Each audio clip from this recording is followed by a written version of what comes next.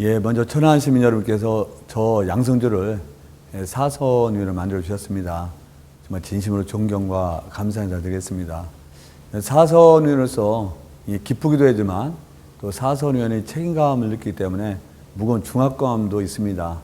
천안 시민의 성원을 바탕으로 해서 사선의 중압감을 이겨내고 천안의 여러 가지 현안 문제들, 또 충남의 여러 가지 현안 문제를 해결하는 데 최선을 다하겠습니다. 예, 하여튼 우리 상대방 후보였던 이창수 후보님, 또 우리 정수표 후보님 고생 많으셨다는 의료 인사를 드리고요.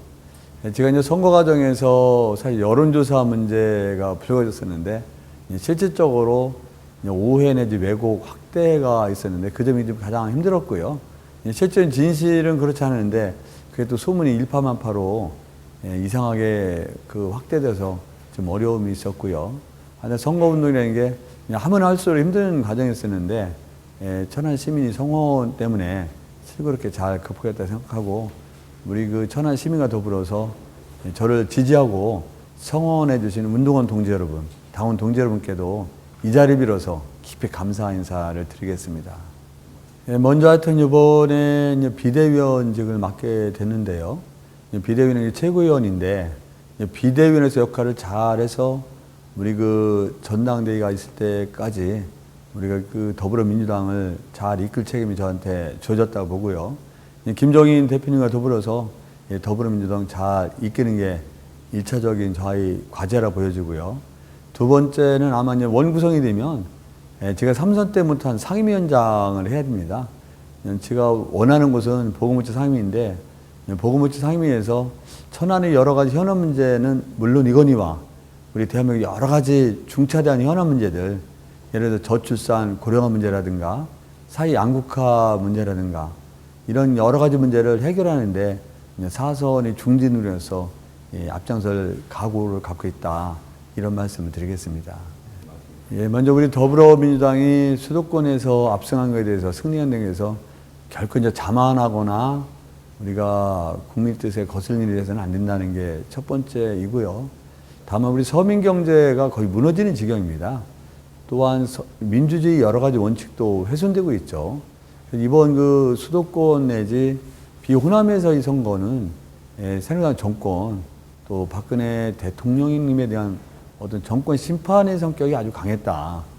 소통하고 화합하는 게 우선인데, 여러 가지 문제에 대해서 야당 탓, 또 국민 탓, 이런 식으로 하고 당내 공천 과정을 볼 때 여러 가지 민주주의 기본 원칙을 훼손한 공천 과정이었다. 이런 그런 점에서 국민들께서 무섭게 심판해 주셨는데, 우리 더불어민주당도 반면 교사로 삼아야 된다. 타산지석으로 삼아서 우리가 당내 민주주의 확실하게 지키고 또 나가서 소통하고 늘 국민과 더불어서 국민을 받드는 자세로서 하지 않으면 새누리당의 심판이 우리의 심판으로 이어질 수도 있다. 그런 점에서 더불어민주당 선거 결과를 겸허하게 받아들이고 늘 국민과 더불어서 국민을 받드는 자세로서 우리가 정당을 운영해야 되지 않겠느냐, 이런 생각을 합니다.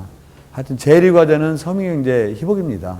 또 제2과제도 역시 서민경제 희복이고, 그런 서민경제를 희복하는 과정에서 청년 실업도 해소하고 850만에 이르는 비정규직의 일용직 문제도 해소하고, 이런 문제를 해소하지 않으면 대한민국의 근간이 흔들 수 있기 때문에 말씀대로 서민경제 희복하고 청년 실업을 해소하고 비정규직 일용직 문제를 해소하는데 우리 더불어민주당이 앞장서야 되지 않겠느냐, 이런 생각을 갖고 있습니다. 하여튼 우리 국민들께서, 당원들께서 자연스럽게 형성되어 간다고 보여지고요. 아무리 이제 다선 의원들이 자기 역할을 다할 때 당원들이 기대하고 또 이제는 그분을 중심으로 우리가 여러 가지 의견을 모아서 함께 헤쳐나갈 수 있는 건데, 아마 우리 충청도 내에 더불어민주당도 다선이 상당히 많거든요. 5선이 박병석 의원님이 계시고, 우리 이제 3, 4선만 해도 변재리 의원, 오재선 의원이 계시고, 우리 충남에는 저 양승규가 있는데, 이런 분들이 아마 초대선 의원과 더불어가지고 함께 논의하는 과정이고, 또 여러 가지 점에서 충청 민심을 대변할 수 있는 역할을 했을 때 아마 당원들과 우리 초선 재선님도 함께 하지 않을까 생각이 들고, 그런 과정은 자연스럽게 형성되리라 생각합니다. 예. 지분을 따질 계제는 아니라고 보여지고요. 이제 지분보다는 이제 역할이죠. 이제 지분만 생각하면서는 우리가 일정한 한계를 벗어나지 못한다고 보여지고요. 충청권을 대표한다면 충청권에서 당을 대표하는 또 아니면 최고위원을 대표하는 이런 인물이 나와야 되는 거죠. 그래서 지분이라기보다는 충청권에서 당을 대표할 만한 그 직책에 도전하는 사람이 있어야 되고 그런 과정에서 자연스럽게 우리 충청권을 대표하는 지도자로서 그 반열에 오르게 될 수도 있는 거죠.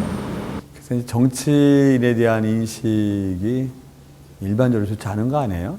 그래서 정치인이면서 비정치인답다라는 게 가장 내가 볼 때 이상적이다. 그런 생각이 들고요.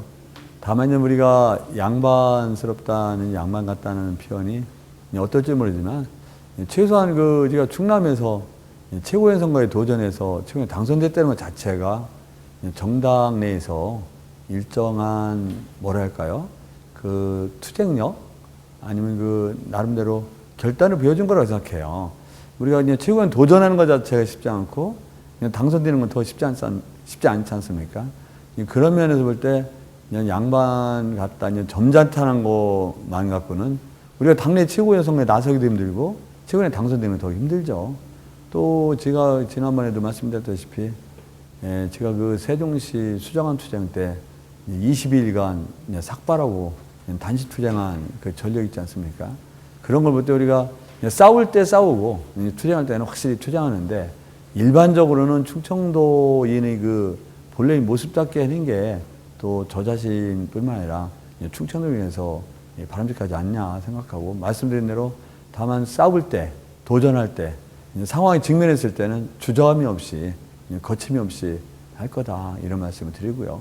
또 사선이기 때문에 자기 목소리도 내야 될 거고 또 우리 충청도인을 대표하는 정치인 한 사람으로서의 역할 또 목소리도 내야 되지 않겠느냐.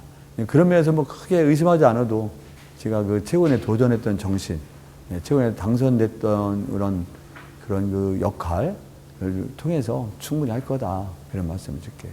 하여튼 지난 12년과 마찬가지로 제가 4번째 도전하는데 저를 도와주신 분의 특징이 한 12년째 함께 하는 분들입니다. 이분들이 정말 헌신적으로 열정적으로 지난 12년을 함께 와갖고 이번 선거에서도 마찬가지로 그런 헌신적이면서 열정을 가지고 함께 도와준 덕분에 4선거제에 올랐다고 생각하고 그분들께 진심으로 감사 인사를 드리겠습니다.